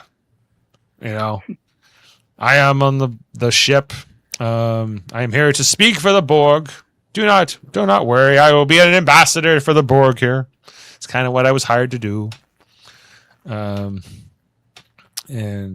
yeah, they don't quite know what to do with Locutus yet. Then Data gives us the whole technobabble thing where he explains that the subspace signals coming through, like from the Borg they can't just block them, because they could lead to Picard dying, and they can't allow that to happen. So they got to find out some other way of disconnecting him from the Borg safely. They can't just disconnect him. It would be too dangerous. I love this moment here with Locutus and Worf, where he's like, Klingon, warrior species, you will be assimilated. And he was like, I like my species the way it is. Why do you resist? We only mean to bring harmony. Everything else, I'm a good guy, really. Says Locutus. Yes, Borg Maleficent. I'm here for it. Yes, That's her. Now that's her Halloween costume this year. You know what Picard Locutus needs? More rhinestones. Mm-hmm. It's true. Anyway, Data's working on Locutus in his lab is the next move here. We get the report here from Shelby that the Borg have officially entered the Earth solar system, the Sol system. We see them going by Saturn here as the Enterprise is trying to catch up. I guess the rest of the fleet is gone, and they're still far behind. And Data is working on his plan to try to hook up his neural link to the Borg and see if they can affect the Borg or stop the Borg through that. And O'Brien's involved, and Dr. Crusher and Deanna Troi are here, and they're all helping with this operation down in the science lab. I like how O'Brien goes, okay, well, how do I know if something's not going right? And he goes, I don't know. I've never done this before, so we'll just have to make it up as we go. Okay, cool. Sure, why not? Sure, why not? Picard has his shirt off now. Is that... I don't know. That seemed unnecessary, but it's all right. Gabe feels awkward feelings about this episode, apparently. Was that, Dad? They put his uniform in that tray. It's probably still there. Yeah. Where, did someone bring my uniform back? Is what his first question should have been. They took off the Borg outfit. So. Yeah. But not, yeah, like I guess these being the implants they couldn't just pull off of him. Do not be Bedazzling is irrelevant. Resistance is futile. You will submit to the glitter of the Borg. She loves the headpiece. Yeah. And the Borg are destroying the Martian security perimeter or whatever. They sent like three the dinkiest looking ships at this Borg cube. Like, brave. Posthumous medals of honor for all of them. As they're heading down here, they're catching up to the Borg. We see the Enterprise going by Saturn. And Data's trying to access the Borg, but it goes slowly. It doesn't, it's quite the hacking thing, Jody. Like, it's almost like he's got to hack through their matrix. And I feel like maybe there could have been some visuals that would have been interesting here in retrospect, or what they might do, how they might do this today. But I don't know. Like, what are they gonna do, really? Like, they have such a time crunch because of the story they're telling. It's true. They do have a time crunch, right? So we just get Brent Spiner basically explaining to us what he's like. Oh, by the way, I'm linked into him. There yeah, and he's like, I'm in the audience. Everything they need to know. I'm in through level 1 of the computer program. Okay, going to level 2 or whatever, et cetera, et cetera. And as he's getting through the different layers of the Borg encryptions, he's getting more access. We see Picard or Locutus reacting more, and Deanna starts to detect something. Maybe more Picard is coming out here, as Data's trying to hack through the Borg, whatever. Which wakes up the Borg part of Locutus, at least, and he tries to electrify this thing and escape. He even hits this poor security guard guy. Nobody cares about him anyway. Yeah, he goes flying. Like, not just Worf gets like beat Worf up. Wasn't available to be thrown. He's on the bridge. He's too busy on the bridge. He's so too busy on the bridge, not getting. He's like, I got one of my flunkies to get beat up down there for you. Don't worry. If they need to throw somebody, they're gonna have somebody. Don't worry about it. Yeah, and then Data gets into like a little bit of a wrestling match here with Locutus and breaks off his little metal arm. And I just love how when he takes off the hand, he's just like, he looks so sad. He's like, I was gonna. That was my whole plan of my escape, was to use that. Anyway, he gets pretty pissed off about it, actually. And Deanna's like, there's more here, and this is where Picard somehow is able to reach out and surpass the thing, and he's trying to make contact here with Data. Does he? I don't know if he says sleep yet at this point, but they're trying to. They're making progress, but the time is running out. The clock is running out because the Borg are getting closer and closer to Earth, and they're going to kill everybody or assimilate everybody or both. So it's no good. And Riker and Shelby and all them upstairs, like, they don't really have time. We see that. Look where the Borg cube is. Yeah. Right above Earth, and they are like, time has run out. And there's no more Starfleet to defend it, I guess. There's nothing left other than the Enterprise. So can you go back 2 shots? One more. To this. Yeah. Is that the picture they sent back from the Artemis 2? Because I think we're in trouble. No, it isn't. They got bigger problems up there, like toilets and stuff. And I heard this outlook. Yeah. Their toilet's not working? Is that what's happening? It's been. I think they fixed it. They fixed it, but it wasn't working. Roto-Rooter Roto-Rooter good. Do things. Yeah, they were told not to do any deposits for a little while. Stop shoving stuff down the toilet. Like whatever else, like T-shirts and stuff. Imagine the toilets on that Borg ship, eh? Ooh. Yeah. The Borg then attack the Enterprise because they know that they're getting closer to Locutus, so they have to stop attacking Earth for a minute. I would welcome the Borg overlords at this point. Yeah. Yeah. There are certain countries in this world that would definitely agree with you on that one. I, for one, look forward to my impending assimilation. Yes. Well, it looks like you already have been. So Yeah. Yes. The Enterprise is being hammered here by the Borg. They're cutting into the hull, and Riker gives Wesley the order: prepare for a ramming speed. The Enterprise is going to sacrifice itself with all hands to try to stop the Borg. I don't know if this would have worked, but they were going to try. It was the last ditch effort. But I'm going to hook up with Ashley Judd. He's like, no, you won't. You're not today. Not today, young ensign, handsome young ensign. But then he's about to give the order, and then Data's like, I think I'm making some progress. And Picard says, "Sleep, Data, sleep." Oh, I think he wants a nap. I don't think that's what he wants. Too much bedtime. Yeah. And the Enterprise is getting now cut into again. I like how they say, "Should we evacuate that section?" And he goes, "Nope." No need. We're about to kill everyone anyway by ramming the ship into the Borg cube. But he's like, okay, tell them if you can tell them to disable their systems and do so. And that's what happens. All of a sudden, the Borg stop attacking. Everything goes quiet, and Worf's like, this is weird. I was not how I was. Wait, What's happening? What's happening? He doesn't get it. Everyone's confused. Everything goes quiet, and Data's like, I told them to go into sleep mode. I told them it was time to I hibernate. just hit the power button. It was fine. Yeah, I put them all to. You put them to sleep, and he says, Shelby, go over there and make sure that they're asleep. He says, okay, gotcha. This is basically a concept that every IT department now uses. It's called the "Did you try turning it off and on again?" Same idea. Anyway, the Borg are actually nice people. You just have to give them a reboot. That's all. Oh, that must be it. Yeah. Yeah, some of them, I'm sure, are nice people, as they say. Anyway, the Borg are in this hibernation mode, but they tell Riker that the whole ship's gonna blow up because this is kind of like an error, right? And maybe a bad idea. Should we try to stop it from blowing up? Is their actual question? Should we try to stop the Borg cube from exploding? You should haul ass. That's what you should be doing. And Data and Crusher make this argument for Data's for a scientific research aspect, and Crusher from if we blow up that Borg cube, it could kill Picard. And Riker's like, don't care, it's the right call. Let's let it blow up. Finally, a decision. He made a decision. What do you want? Yeah, exactly. Got it. 5 minutes left in the episode. Yeah.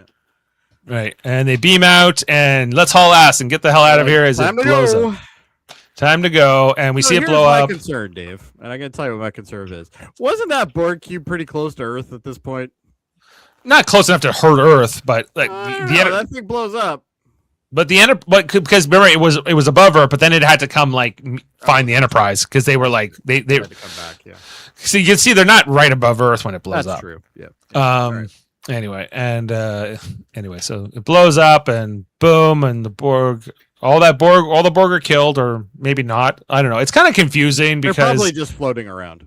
But remember in First Contact where he says, "But all the Borg on that ship were destroyed," and she says, "You think in such 3-dimensional or 2-dimensional ideas." Well, we know later on that they have interdimensional travel and stuff like that as well, right? Yeah. I don't know why they don't send more than one cube if they have more. Well, they didn't need any more than one cube. They did. They did need more. They did. No, they just need somebody in IT who's competent, who says, you don't give low-level security access to something that can turn off all of our systems. That would be the... Yeah, I better firewall for the Borg next time, I guess, would be there. And then Picard... Subscription to Norton, Yeah. Then Picard is, after the destruction of the Borg cube, he's seemingly freed, and he's now in a Speedo. And... where we can see that he was already in the Speedo, but now he's revealing it from behind the science thing. And they say, how do you feel? He's like, almost human with just a bit of a headache. Well, 359's inside job. I was in Lower Decks. Yeah. And Riker asks him, how much do you remember? And he goes, everything. Including some brilliant moves. He says that is really creepy too. Yeah, when he looks away, he goes, everything. you know. And but then he kind of stares at the screen for a second. Yeah. Yeah, and then he goes, including some brilliant moves by a former first officer of mine. And he's like, "Thanks, Dad." Thanks, Papa. Yeah. I done good. And then sometime later, Picard is now been his implants have been removed. He has a bunch of skin grafts or something going on, and Riker gives this report that the Enterprise is going to have to go to Earth Station McKinley, and like it's going to have to get repaired for like 6 weeks or something like that, which is going to lead into the next episode. Then Commander Shelby shows up, who's now leaving to go help rebuild the task force. So like in my because I know like after the Battle of Wolf 359. Cisco also helped rebuild the fleet at Utopia Planitia before he went to Deep Space Nine. So in my head canon, like Shelby and Cisco worked together for the next couple of years on the fleet. Maybe. And she says, "Well, hey Riker, I bet you can have any ship you want now." And he's like, "Everyone's so worried about my next job, but I'm going to stay exactly where I am, and everyone can leave me Forever. And Picard's like, "Give me back one of them pips." Yeah, take off that pip. That's not pip material. That was a war promotion. That wasn't real. Yeah, and anyway, Picard, Riker, and I think Riker and Shelby, they seem to leave on pretty good terms here. And there she goes. And then after Riker and Shelby leave, we see Picard goes to take a sip of tea. But then he stops, you know, and he kind of looks down, and it's only hitting him now, maybe like what he's kind of been through. Or what he did. I mean, what he did. He destroyed half the fleet, and how many lives? And you know, when Deep Space Nine not comes as along, many as Cisco. Well, no, wait, but Deep Space Nine comes along, that premiere, they did a pretty good job outlining what Picard was responsible for. Yeah, have you ever seen that, Dad? What's that? So the first episode of Star Trek Deep Space Nine shows this battle at Wolf 359 because Captain Cisco was on the Saratoga, or at the time he's Lieutenant Commander Cisco, and you know, Just ring a bell. no, but you get to see the battle from his perspective, and Locutus is there, and you know it doesn't go well as we all saw the result of that. Locutus is there again. Well, it's a flashback, you know. Oh, You know. It's a flashback from the perspective of somebody who was in the battle. oh. Yeah. Okay. Anyway, and then he looks out to ponder across the horizon out his window here. I don't know if we ever saw it this window before either. This particular shot, but this was a good scene because it really did illustrate that he's got some issues. Trauma. Yeah. And Well, as one would have if they were assimilated by a mechanical race. But so I think it's justified. No, and they can see. I'm glad they did that. I really am. Oh, me too. Yeah. And me too. the next episode follows up on that too. Like Yeah. the trauma comes out even full spread in the next episodes. And there's the moon where the Artemis 2 are headed. Right, so anyway, that is the end of the two-parters, and we did it, everyone. Good job. Yay! We did it! We did it! Yay! Adam, do you want to hit us with some fun facts? Yeah, there's tons. So I'm gonna be very, very choosy here. Okay. It's fire. Okay, be go. choosy. Okay.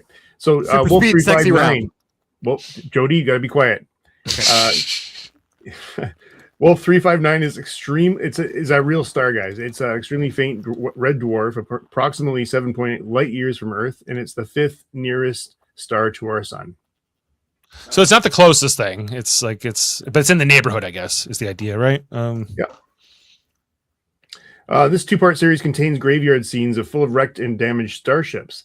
These scenes were populated from study models, which were considered for use in Star Trek: The Motion Picture, 1979, and possible versions of the Enterprise. And Star Trek 3, The Search for Spock, and as the Excelsior was used. Also models for that. Some of the wreck ships were created via kit bashing or quickly mixing up starships from various models. So before CGI. We need a bunch of blown up ships. Go. Okay. Ted, you'll remember the TV guide.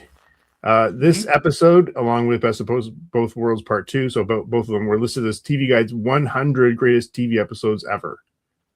Ooh. Yep. What rank did it have? 36. Nice. Yep. There was no Beverly Hillbillies, but No. pretty good. Well, thank goodness. Michael Piller was initially hired as a freelance screenwriter for only 1 year, with his last script being The Best of Both Worlds. The episode ends with a major cliffhanger, leaving him knowing that he'd not be responsible for resolving it in Best of Both Worlds Part 2. However, this episode garnished such huge ratings and in general helped push the series from its lower ratings to become one of the highest syndicated series during this time. As a result, Gene Roddenberry was so satisfied with Pillar's work that he brought him back. This required Pillar to write the resolution to this episode and kicked off the next season. Yeah, and like I said, Michael Piller goes on to become a co-creator of Deep Space Nine and become the showrunner on Deep Space Nine for a bunch of seasons. And he passed away tragically, not even the full way through Deep Space Nine, but was a great writer and a great leader. Like when we were on the Star Trek cruise last year, they talked a lot about a lot about how Michael Piller took a lot of those young writers that went on to do so much great stuff, and nurtured them. Heather, I need your red. Oh, you got the red light on. Okay, good. The shots of Locutus shining the red light into the camera was achieved practically, not via special effects, and was not planned. The laser pointer was incorporated in the facial piece of Patrick Stewart wore when he turned the first time toward the camera, creating that dramatic effect. But hit us with it, Heather. Let's do it. There you go. Yeah. There you go. Watch out. They got a freaking laser on their head. Guinan mentions that her planet, along with the civilization, was destroyed by the Borg. This is also mentioned in Generations in 1994. I was trying to say this and realized my mic was off. While I had my camera off and I was putting this costume on, I blew a bunch of smoke around so the laser would show up. Wow. I was really committed to this bit, y'all. You did well. Well done. Superb. The Academy Award goes to Heather for the best costume. Oh, thank you. And I was thinking, as well as talking about awards, I was like, how did they not win any acting awards? Like, I would have, I think Whoopi Goldberg deserved an Emmy for this. Both episodes. I think you're also talking when science fiction wasn't very well recognized, respected. That is true. Yeah. Only for makeup and that kind of stuff. Yeah, stuff that was unique. Sound to design. Them. Yeah. Technical costumes and whatever.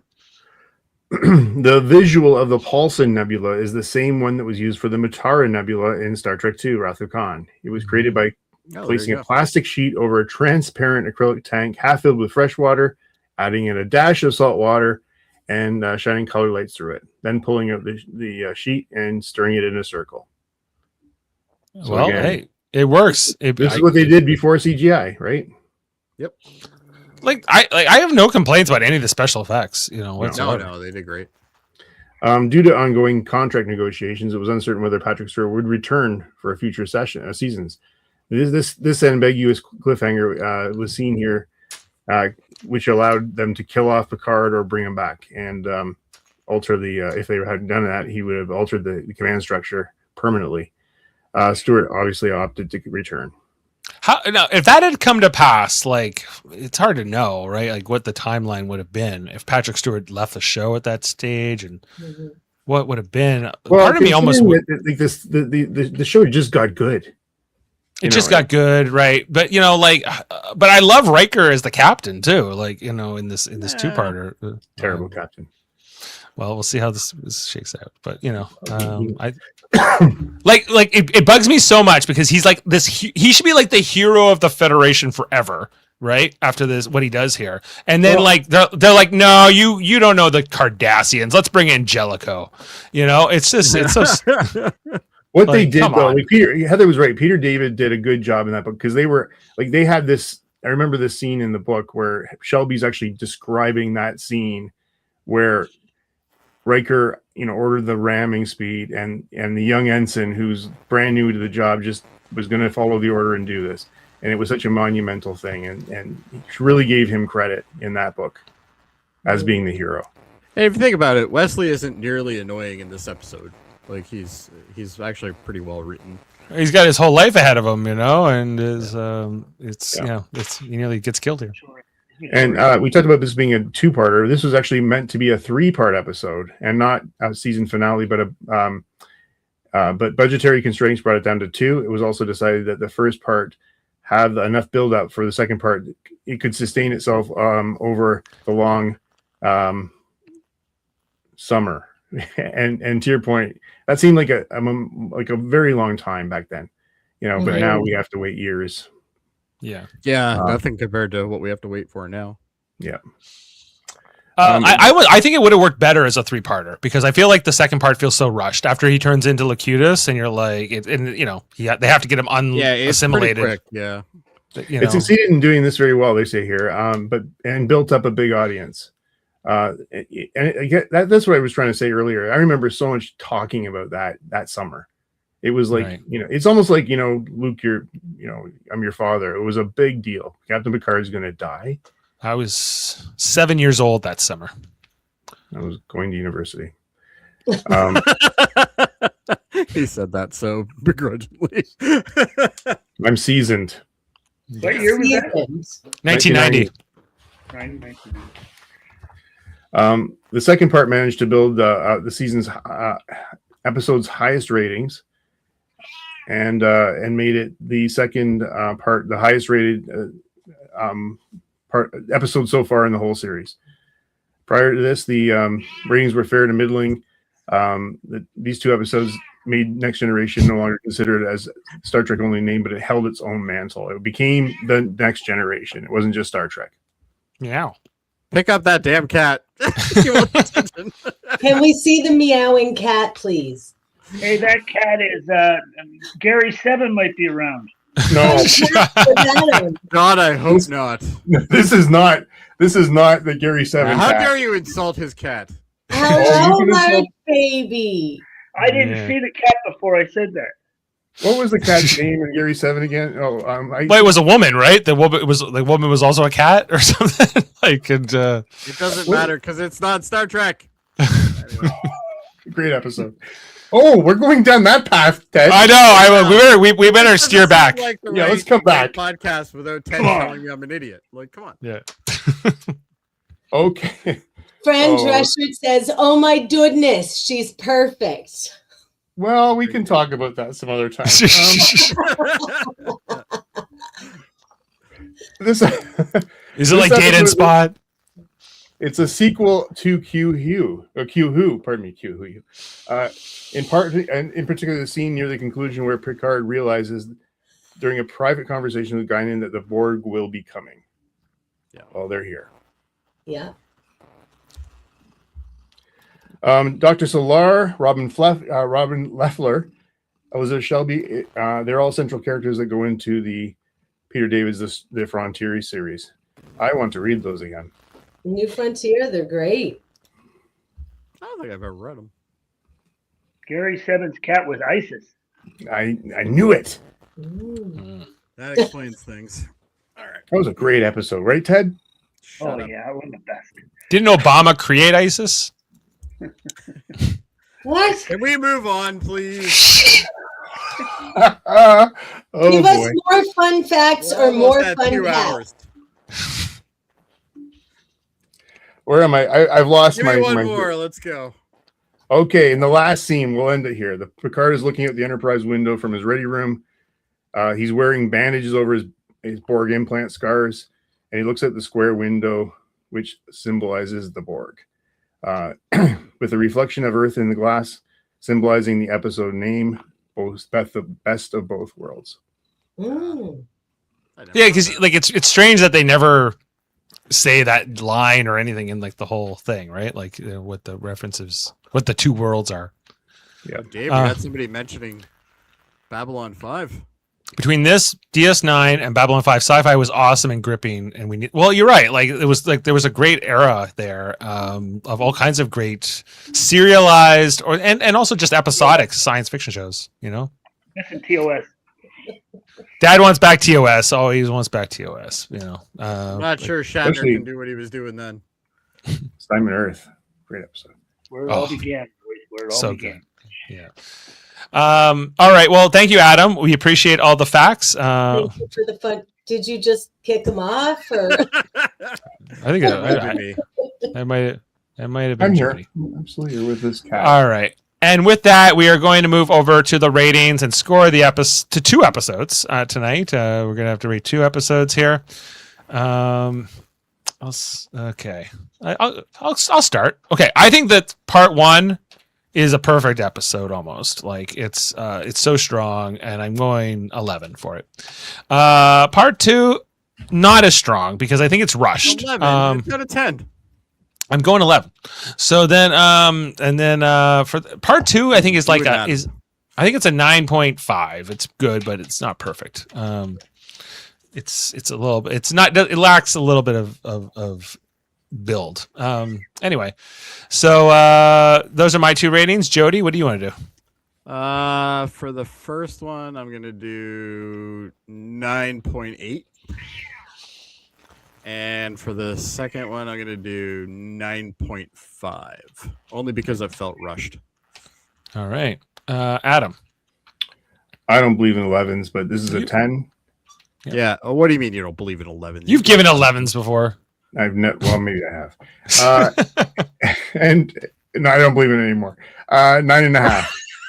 I'm going to find any 11 you've given, and I'm going to have it taken back. Sure. But I don't know if I found any here.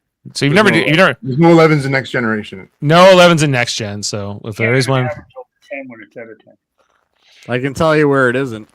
Okay, Dad. Well, you can help bring it down. You can help bring it down. No, I'll give the first episode a 9.5, and then 9.3. 9.3 for the second one. Yeah. Okay. And Heather. 10s across the board. There you go. 10s. Okay. You know what? I'm going to agree with Heather. Give me a 10 on season part 2. This was so great, and I look at them together, not as you know. Well, that's why we're doing them in one. But they did air like in syndication as separate episodes, right? So, anyway, in today's streaming world, you wouldn't probably do that, But back then, it was kind of like that. You'd have to wait till tomorrow until the syndication of the rerun of the part 2. Anyway, so we're at 10.1 because I'm bringing it up past that 10-point mark tonight is our average for part 1, and part 2 has an average of 9.7. Where on IMDb, part 1 is slightly rated higher at 9.3, and on part 2 is 9.2. So that comes out there. 10 for part 1, says Jim the Casual. Totally agree that part 2 is a little weaker.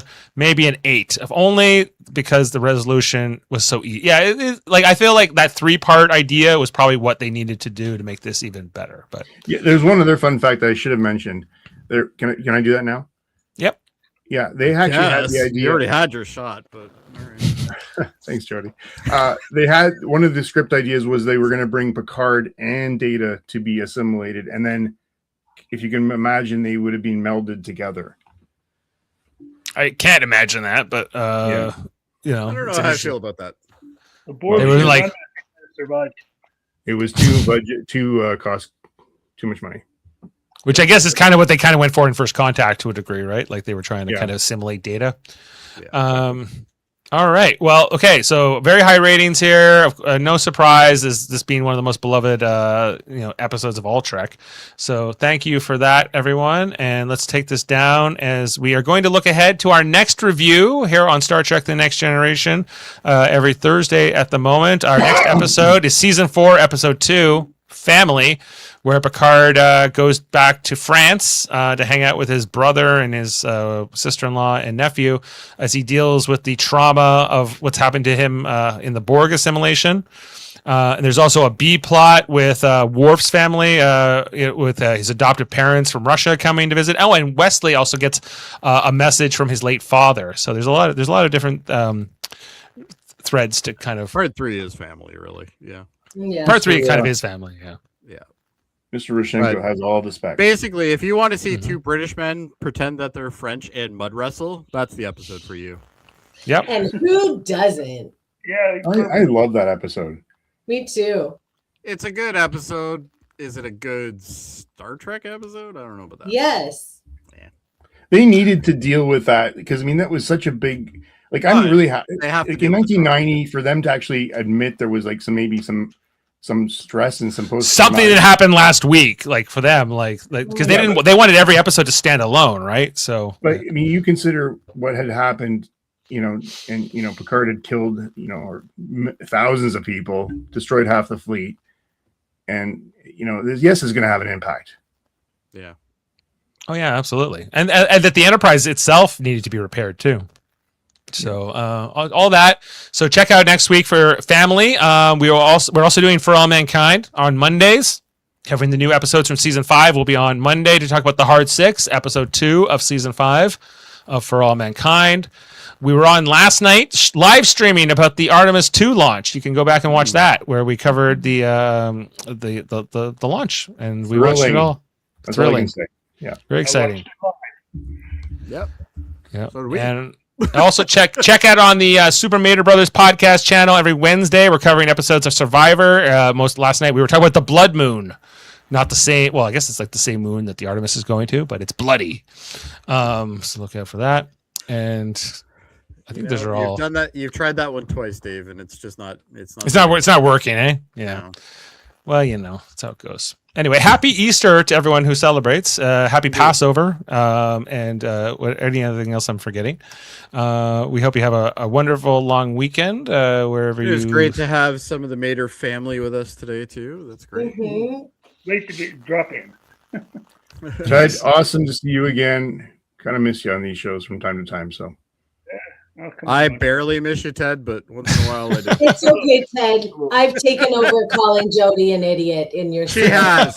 You would be very proud of her, Ted. There you go. Yeah. Someone's got to keep me in line. Yeah. You can't. Don't tell him Gary Seven's not cool. All right, and with that, we are going to sign off for tonight. We'll play out this clip from the episode, and we will see you next time here on Live Long and Podcast. Everyone, thanks. This is just another page in history, isn't it? Will this be the end of our civilization? Turn the page. This isn't the end. You say that with remarkable assuredness. With experience. When the Borg destroyed my world, my people were scattered throughout the universe. We survived. As will humanity survive. As long as there's a handful of you to keep the spirit alive, you will prevail. Even if it takes a millennium. See you next time, everyone. Beam up some Star Trek content with Live Long and Podcast. A roundtable movie discussion with Hey, did you see this one? And take a peek into the darkness with Heard Noise. Must Investigate with Michael Chan. Watch us duke it out on trivial debates. And let's chat about TV with the Super Mater Brothers. It's all here on the United Federation of Podcasts.